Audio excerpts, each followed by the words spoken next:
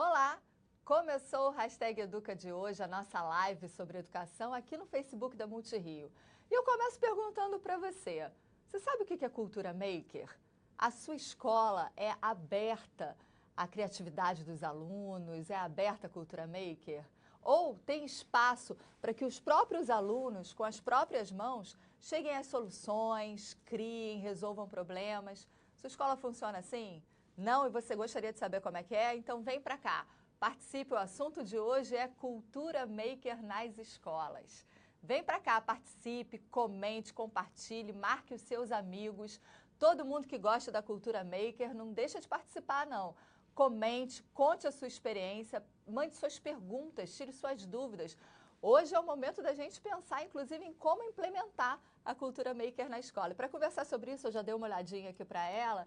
Está aqui do meu lado a Gisele Cordeiro. A Gisele é gerente de inovação e tecnologia da Secretaria Municipal de Educação aqui do Rio de Janeiro e sabe tudo de cultura maker. A gente estava num papo aqui super aquecido sobre isso antes de começar a live. Então vem para cá, não deixe de participar. Eu conto com os seus posts, hein?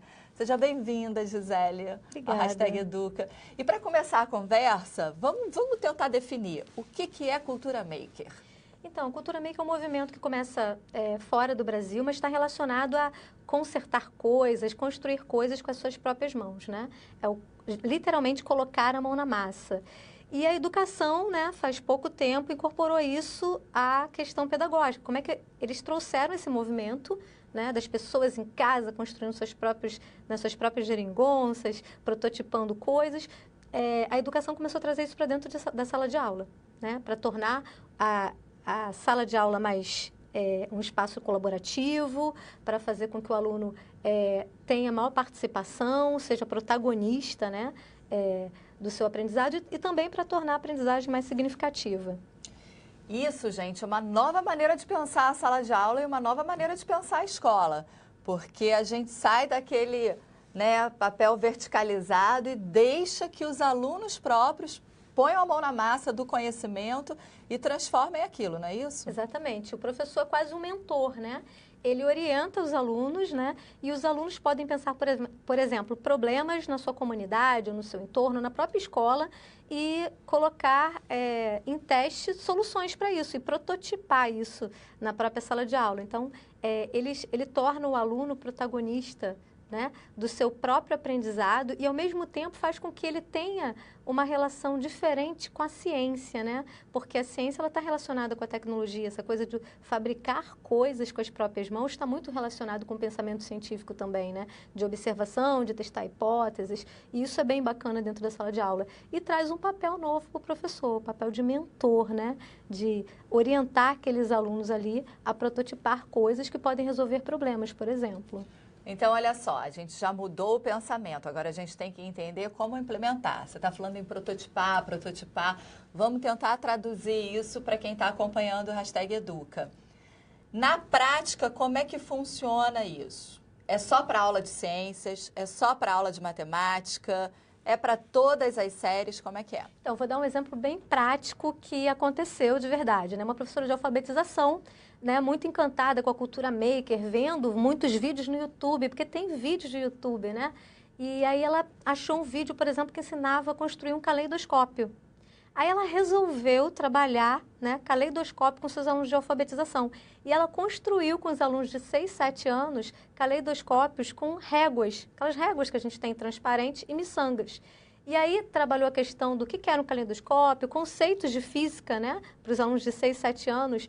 E como resultado disso, ela mesma conta, né, que os pais foram procurá-la na escola e dizer assim, nossa, meu filho na alfabetização estava me ensinando física em casa, mostrando o caleidoscópio que ele mesmo construiu, né? Você imagina para essa criança o significado que tem hoje, por exemplo, um caleidoscópio. Ele vai levar isso para o resto da vida. Foi alguma coisa que ele construiu, não só o objeto, mas o conhecimento, né? Que ele construiu ali, o conhecimento em física, para alunos, inclusive, que não são nem alfabetizados ainda, né? Então, o espaço maker é isso, você dá a oportunidade dos alunos construírem algo com a sua própria mão, com suas próprias mãos, e pensar que conceitos ali eles estão desenvolvendo e ajudá-los a entender esses conceitos. E olha que interessante, o caleidoscópio não caiu do nada ali na sala, não. É porque ela queria trabalhar o quê, professora? Então, ela narrando, né, professora, eu queria trabalhar a letra C e eu estava muito imbuída de fazer alguma coisa diferente. E aí, olhando um vídeo no YouTube desses makers, o cara ensinou a fazer um caleidoscópio. Ela falou, tá aí, eu vou ensinar C de caleidoscópio, o que era completamente improvável numa classe de alfabetização, né? Agora, como é que a escola pode desenvolver essa cultura? Então, isso está muito relacionado ainda com a formação do professor, tanto inicial como a formação continuada. Hoje a gente percebe na cidade do Rio de Janeiro, por exemplo, que é a área que eu atuo, que tem muitos professores que já têm essa coisa de buscar informação, de buscar no YouTube, né? A gente está falando de cultura digital, de toda essa imersão. Então, tem muitos professores espalhados hoje na cidade que estão fazendo isso por conta própria, né? Eu posso citar aqui números, né? De áreas, né, das mais diversos bairros da cidade. Por exemplo, a gente tem na escola Aldebaran um professor que criou aplicativo com seus próprios alunos. A gente tem o professor Tiago, aqui na região central do Rio, que ele, olha só o projeto, ele construiu com placas de Arduino um sistema para aviões pequenos e aeroportos pequenos, e que os alunos fizeram um sistema que diz quando é que o avião pode ou não pousar todo automaticamente. E eles construíram aquilo na sala de aula, assim, sensacional. E essa questão da cultura maker, ela é muito nova. Então, a gente observa que hoje, os professores que estão imbuídos nisso, fizeram realmente como autodidatas, né? Mas hoje a secretaria vai começar a oferecer, tem uma novidade para o seu programa. Agora, em outubro, a gente vai começar a fazer oficinas makers na SME para professores e gestores também. Porque é importante também o gestor ser um colaborador do professor nessa criação do espaço maker, né? Só para adiantar, porque a Andréia Barreto perguntou se já existem escolas na rede municipal que faz esse tipo de trabalho e quais são. Ela falou um pouquinho desses exemplos aqui e está dando a notícia de que a gente vai ter um curso na SME sobre cultura maker. Então, olha só, o momento é agora. Como fazer a inscrição? Como procurar? Como é que vai ser de outubro até que data? As inscrições vão estar disponíveis lá no portal do Rio Educa, né? São sempre poucas vagas, porque é uma questão mesmo de botar a mão na massa, mas esse curso vai ser contínuo, vai terminar uma turma e começar outra, e a partir de setembro a gente vai estar disponibilizando inscrições no portal Rio Educa.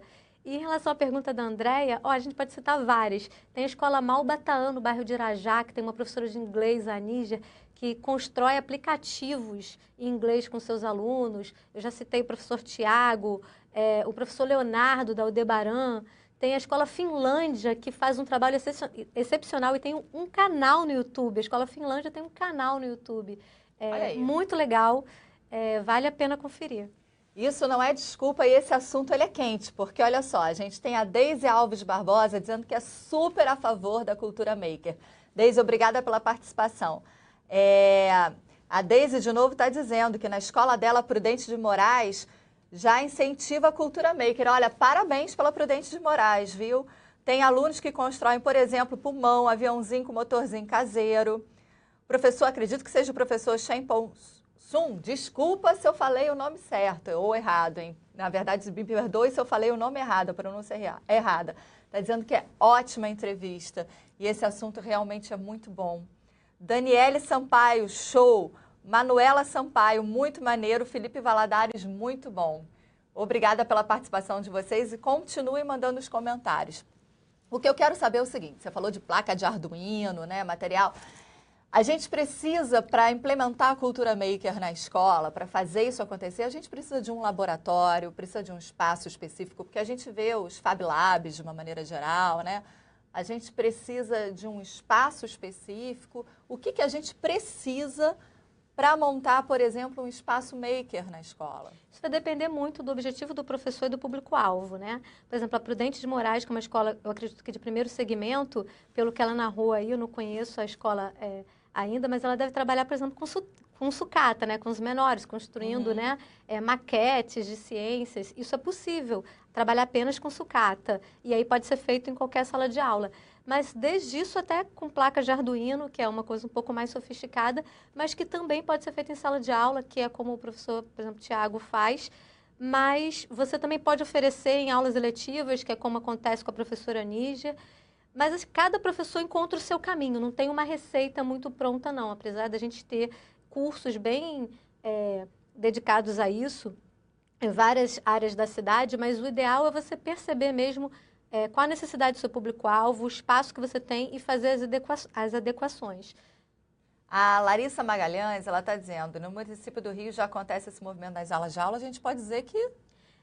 Em algumas escolas sim, porque é um movimento novo, inclusive fora do Brasil, né? Não são todas as escolas que trabalham com o movimento maker, é uma questão que está surgindo muito recente, né?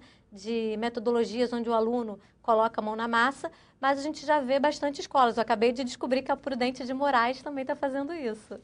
Show! A Leda Gomes diz que a educação precisa caminhar junto com a tecnologia. Pois é, né? A gente está imerso na tecnologia, a gente está caminhando para um mundo cada vez mais tecnológico e a gente não pode deixar a escola fora disso, né? Nem o professor fora disso. Agora, a cultura maker, ela apresenta, ela faz parte, na verdade, de uma proposta de desafio, não é? O professor, ele tá, eu não posso dizer isso, mas o professor, ele está apto a se desafiar, a mudar a postura dele na sala de aula, a mudar essa maneira de trabalhar o conteúdo em sala de aula? Então, o desafio é a palavra-chave do movimento maker, né? Você se desafiar enquanto professor e você desafiar os alunos também a construírem coisas com as suas próprias mãos. E essa questão do desafio, ela está ligada com a autoestima, né? Então, esse professor que a gente observa, que, por exemplo, que está com a mão na massa fazendo, ele é muito autodidata, então ele se desafia o tempo todo e ele cresce muito profissionalmente com isso, né? Mas o aluno, a gente voltando de novo para o aluno, você imagina você desafiar alunos de primeiro segmento a construírem, né, um caleidoscópio, como a gente falou aqui, e ver que aquilo foi construído com as suas próprias mãos e que ele mostra aquilo para um adulto e aquilo funciona. E o adulto fala, nossa, que máximo. Você imagina a autoestima dessa criança, né? Iniciando no processo de alfabetização e já com a mão na massa construindo objetos que ela sente que tem uma função, né? Isso é bastante legal. É a questão da aprendizagem significativa, que está relacionado com o desafio e automaticamente com a autoestima, né? Você se desafiar o tempo todo como professor e desafiar o aluno a construir seu próprio conhecimento. A questão da autoestima é importante. A gente aqui na Multirio tem um programa que é o Coletivamente, e isso eu pude ver com esses próprios olhos. Uma professora dentro do sistema educativo enfim, da administração penitenciária, que é o DEGASE, ela trabalhava uma oficina Lego com as meninas, né, privadas de liberdade dentro desse sistema socioeducativo, e as meninas desenvolveram, através de um Lego, uma cadeira de rodas para as baianas de escola de samba que não podiam mais desfilar.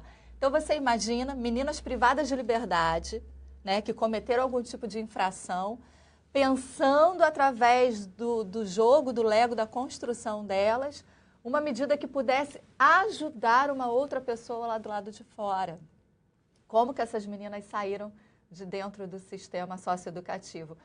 Isso a gente está falando de um caso muito específico, mas a autoestima ela é fundamental. Ela tem a ver com perspectiva de vida, né? Você cria perspectivas novas para essas pessoas, né? Elas visualizam um mundo novo, né? Eu sou capaz de construir qualquer coisa, né?